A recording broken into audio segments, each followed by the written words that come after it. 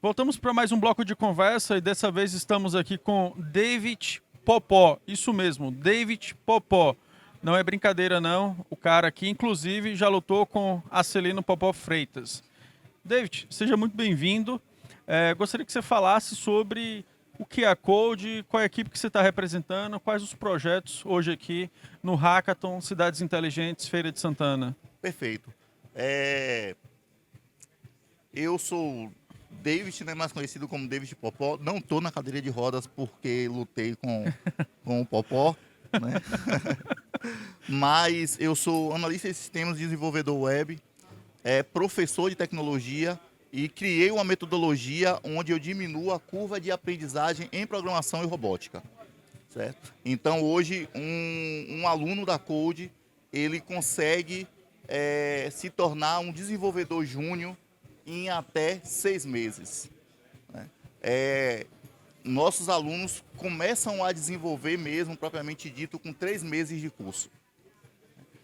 Projetos que nós temos aqui hoje, nós temos o próprio projeto da Code, que é sobre a nossa metodologia aplicado a alunos de escolas municipais, voltado para a educação no trânsito, onde nós desenvolvemos uma maquete de robô, onde a gente simula o centro da cidade, né, o trânsito do centro da cidade.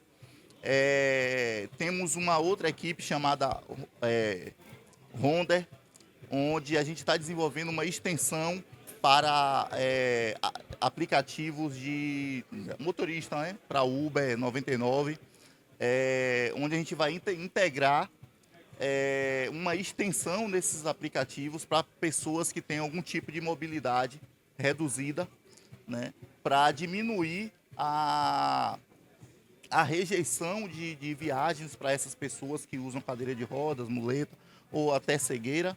Né? Os motoristas, na verdade, de aplicativo, eles não aceitam as corridas e quando chegam no local que vê que é uma pessoa que usa cadeira de rodas, eles simplesmente cancelam a corrida e deixam a pessoa lá, criando um constrangimento muito grande. Sim. Né? Então, nós estamos desenvolvendo uma extensão para fazer com que esses motoristas eles sejam de alguma forma ou remunerados ou recebam uma melhor qualificação no aplicativo por levar pessoas que têm algum tipo de mobilidade reduzida. Essa é a equipe Honda. Nós temos uma outra equipe chamada Booster, né, que é um aplicativo que estamos desenvolvendo exclusivamente para a cidade de Feira de Santana, onde a gente vai integrar o transporte público municipal para as pessoas que têm deficiência visual, de maneira que a gente vai integrar isso ao GPS.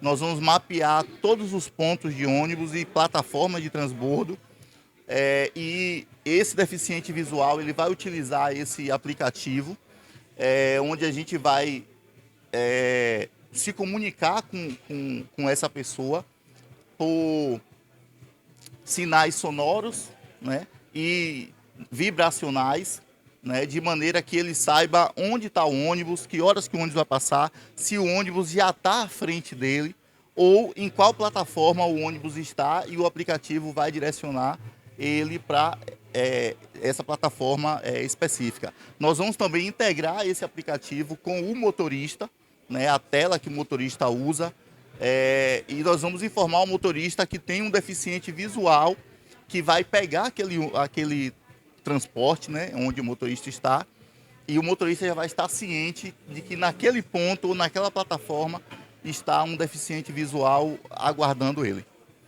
David, legal ouvir sobre os 3 projetos e perceber o quanto que eles podem vir a melhorar a vida de outras pessoas e principalmente pessoas com algum tipo de deficiência. Você falou não apenas aí das pessoas com mobilidade reduzida, mas também com pessoas cegas. Sim. Isso é interessante porque a gente tem uma parcela populacional de pessoas com deficiência que muitas vezes parece que elas são invisíveis e que elas só constam ali em termos de números, mas é o que eu sempre falo de que essas pessoas existem, elas não são apenas um dado estatístico e que é interessante, inclusive, sobre o que você fala do projeto de educação, que até esses motoristas também eles iam ser capacitados no sentido de, pô, ok, vou no caso, me locomover com uma pessoa com deficiência, um cadeirante. Como é que eu devo agir? No sentido de ajudá-lo a entrar no carro, a guardar a cadeira, porque, de fato, muitas vezes, se você não tem um familiar, um parente, um amigo, você não sabe como é o trato adequado, entendeu? Então, eu acho que passa por esse processo de educação também, não só com eles, mas muitas vezes até com motoristas também de transportes coletivos, que a gente vê, às vezes, alguns problemas disso que às vezes isso é relatado. Mas aí eu ia te perguntar, assim, qual a importância para você de participar de um hackathon que está tendo uma preocupação em trazer jovens, em trazer estudantes, em trazer sociedade civil para discutir mobilidade urbana num município como o nosso aqui de Feira de Santana, que quando eu falo nosso, no sentido de ter uma população flutuante grande e que tem uma série de outras situações também que compõem esse conjunto populacional. Então, estar no Hagaton, né, para mim, David, né, é, é um momento assim único, né, nesse contexto. É um momento, é um momento muito agregador, né? E falar sobre mobilidade urbana é um momento, né, para mim de uma certa liberdade, porque o meu propósito de estar aqui como pessoa com deficiência e como uma pessoa que está no âmbito da tecnologia é poder mostrar uma visibilidade para essas pessoas que têm deficiência física, né?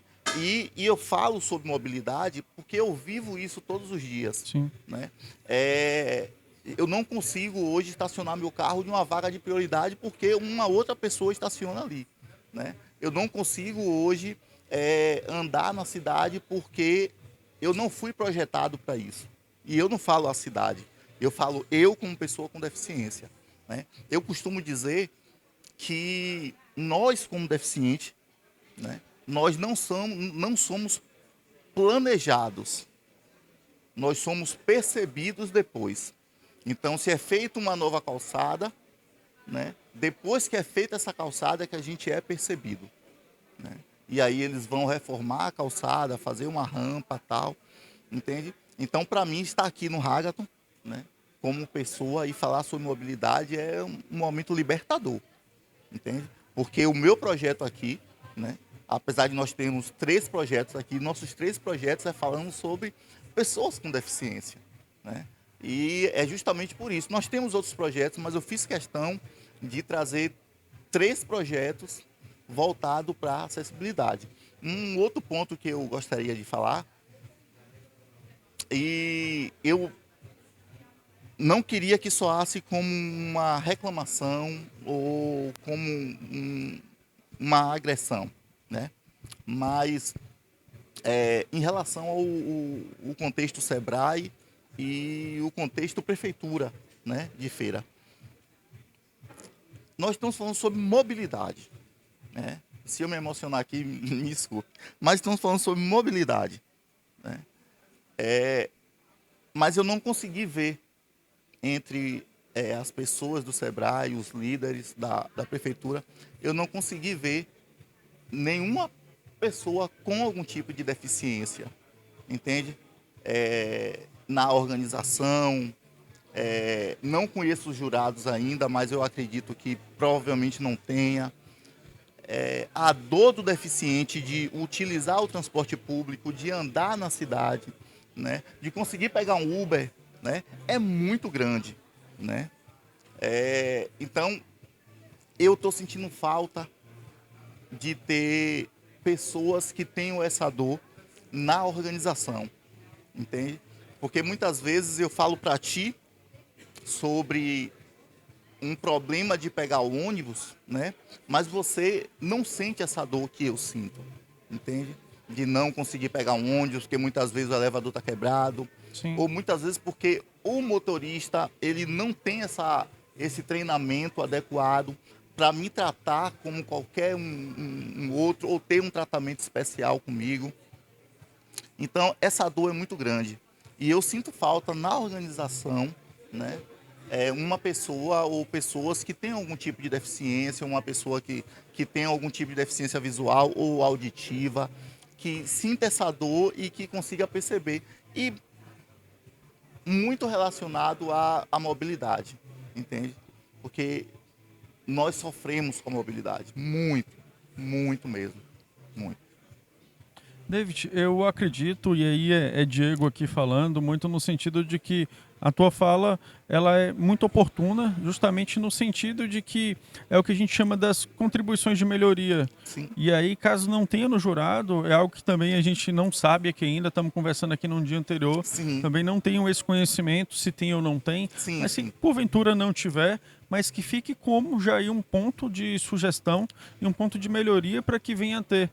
Porque uma fala até das pessoas com deficiência, eu não lembro o nome da autora, mas que ela fala mais ou menos o seguinte: nada sobre nós sem nós. sim, Então, como é que você vai falar sobre pessoas com deficiência ou para pessoas com deficiência se você não tem pessoa com deficiência ali participando do processo? Que aí é o que a gente chama hoje do lugar de fala. sim, Então, esse lugar de fala é importante porque, por mais que eu pense em acessibilidade, por mais que eu pense em inclusão, eu não posso me colocar ou falar por David porque eu não ando numa cadeira de rodas, então eu não tenho essas dificuldades. Por sim, mais sensível que eu seja a essa causa ou a esse movimento, a esse ecossistema, mas eu não posso assumir esse lugar de fala porque ele não me compete.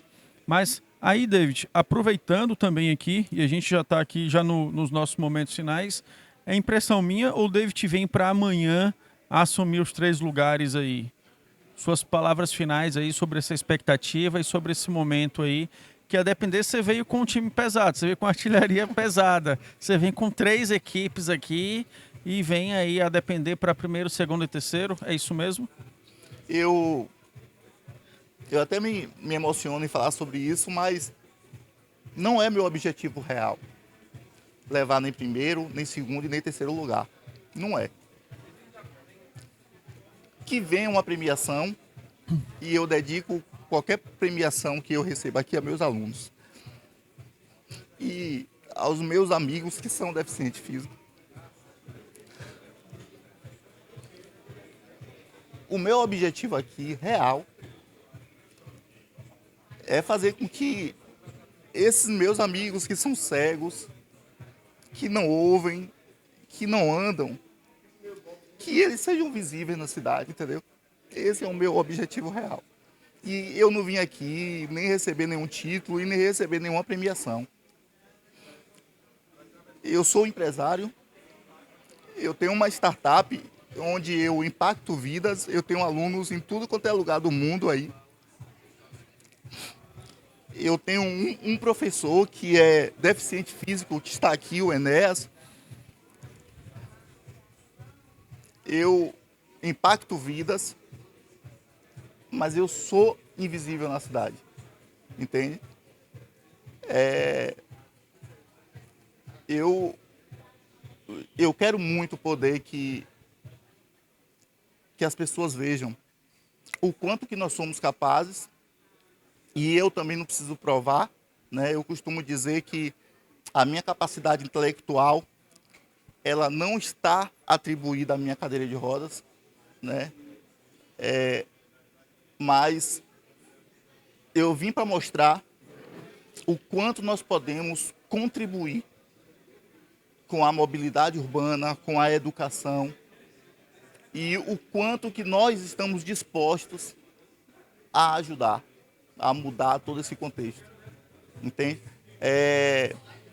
Se eu não me engano, o 15º presidente dos Estados Unidos, que foi Theodore Roosevelt, ele tinha um problema de surdez aguda e ele falou que ele poderia fazer todas as coisas, menos ouvir. E eu posso dizer, eu posso fazer todas as coisas, menos correr. E daí, quem anda correndo o tempo todo? Mas eu tenho um valor, sabe? Eu tenho uma contribuição e eu quero isso, eu vou buscar isso, eu vou militar por isso. E eu estou aqui militando, estou militando. Estou militando pelos meus. Sim. E o que a gente tem a falar, David, e antes de mais nada é agradecer também pelo teu tempo, te parabenizar pela luta, pelo movimento, mas principalmente por ser essa voz que procura dar visibilidade às pessoas com deficiência, seja ela a deficiência física, seja no caso a deficiência auditiva, a deficiência visual, a deficiência em todas as suas mais variadas formas. Parabéns pelo trabalho, antes de mais nada, e parabéns por estar aqui e por estar fazendo esse trabalho de desenvolvimento, de codificação, junto a várias pessoas, não apenas, como você falou, no município de Feira de Santana, mas também em outros municípios, em outros estados, em outros países. Perfeito. Eu que agradeço Conte o conosco. tempo. E é isso. Diretor, nosso muito obrigado. Estamos aqui. Essa foi a nossa conversa com o David da Code. David Popó da Code. Muito obrigado, David.